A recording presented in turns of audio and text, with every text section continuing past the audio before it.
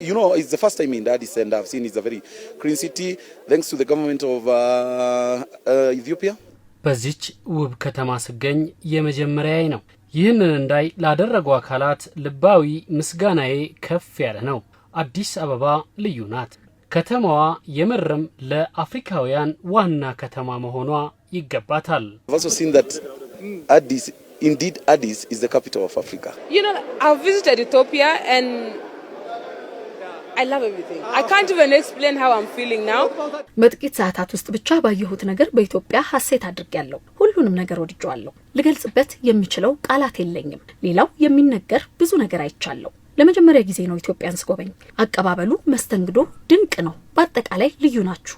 My impression, you know, like the hospitality here, it's really good, and the way we were received with much love, and you know, that one means a lot. Like that one means you guys are so good. Before they call you the capital of Africa, it means you have so many great things. እንደ አፍሪካ መዲናነት አዲስ አበባ ከተማ በሚገባት ደረጃ ላይ መሆኗን አይቻለሁ። ብዙዎቹ አፍሪካውያን ከተሞች አስተማማኝ ሰላምና ልማትን በእጅጉ ያስፈልጋቸዋል። አዲስ አበባ በዚሁ ረገድ ሙሉ ሆና አግኝቻታለሁ።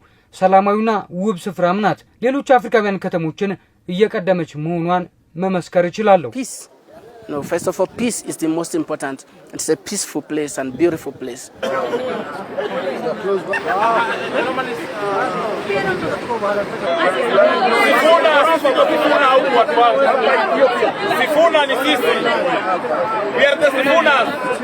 It's so clean. Oh my God, you guys! You know, like I always hear, Rwanda is beautiful. Rwanda is beautiful. But then now that we were just walking here, we were just, you know, as we are touring Addis. You guys are very clean. ከዚህ ቀደም ካየኋቸው ሀገራት ለኔ የሩዋንዳ ኪጋሊ ውብና ማራኪ ከተማ ነበረች። ዛሬ አዲስ አበባ ያየሁት ነገር ከዚህ የሚልቅ ነው። እጅጉን ንጹህና ምቹ ናት። በየመንገዶቿ በየመዝናኛ ስፍራዎቿ ያየሁት ንጽህናና ውበት አስደንቆኛል። ሁሉንም ያየሁትን በሙሉ በምስል አስቀምጫለሁ። With our neighboring countries, right? These are the countries I always visit.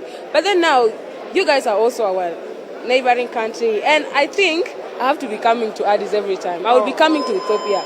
To be in Addis Ababa, and we are very happy. It's a beautiful city. It's a well-kept city, very clean, very welcoming. አዲስ አበባን ተዘዋውሬ እንዳየኋት ንጹህና ውብ ከተማ ናት። ለመመላለስ የምትመረጥ ነዋሪዎቿም ለእንግዳ የሚሳሱ ናቸው። Yes, we've also seen that Addis. The artificial intelligence is like the next generation. የሰው ሰራሽ አስተውሎት የመጪው ትውልድ ዋነኛ መሳሪያ ነው። አዲስ አበባ የሰው ሰራሽ አስተውሎት ማዕከል ከተማ እንዲሁም ኢትዮጵያ በዚህ ረገድ እየቀደሙ መሆናቸውን ያሳያሉ። ሰው ሰራሽ አስተውሎት ነገን እየተቆጣጠረ የመጣ ዘርፍ ነው። አዲስ አበባ የደረሰችበት ደረጃ ማስደናቂ ነው። ከ100 ሰጥቻታለሁ። I give it also 100. It's good.